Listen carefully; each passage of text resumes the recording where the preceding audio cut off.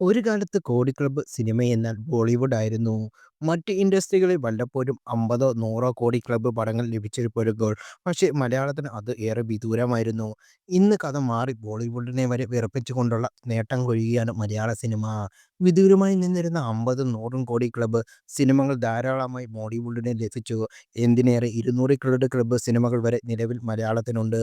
ഇതിനെല്ലാം തുടക്കം കുറിച്ചത് വേറെ ആരുമല്ല, നമ്മുടെ മോഹൻലാൽ എന്ന കാര്യത്തിൽ തർക്കമില്ല. പുലിമുരുകനിലൂടെ ആദ്യ 100 കോടി ക്ലബ്ബ് സിനിമ മോളിവുഡിന് സമ്മാനിച്ച മോഹൻലാൽ, എമ്പുരാനിന് ഏറ്റവും കൂടുതൽ കളക്ഷൻ നേടിയ മലയാള സിനിമ എന്ന ഖ്യാതി സമ്മാനിച്ചു. നിലവിൽ ലോക എന്ന സൂപ്പർ ഹീറോ സിനിമയാണ് കോടി ക്ലബ്ബിൽ ഇടം പിടിച്ചിരിക്കുന്നത്. മികച്ച പ്രേക്ഷക പ്രശംസ ഒപ്പം മൗത്ത് പബ്ലിസിറ്റി ഏറ്റുവാങ്ങിയ ലോക മുന്നേറുന്നതിനിടെ മലയാളത്തിൽ ഇതുവരെ ലഭിച്ച 100 കോടി ക്ലബ്ബ് സിനിമ ലിസ്റ്റ് പുറത്തു വന്നിരിക്കുകയാണ്. ലിസ്റ്റിൽ ഒന്നാം സ്ഥാനത്ത് മോഹൻലാലാണ്. 12 100 കോടി സിനിമകളിൽ 4ഉം മോഹൻലാലിന്റെ പേരിലാണ്. ലിസ്റ്റിൽ 12ാമതാണ് കല്യാണി പ്രിയദർശന്റെ ലോകയാണ്.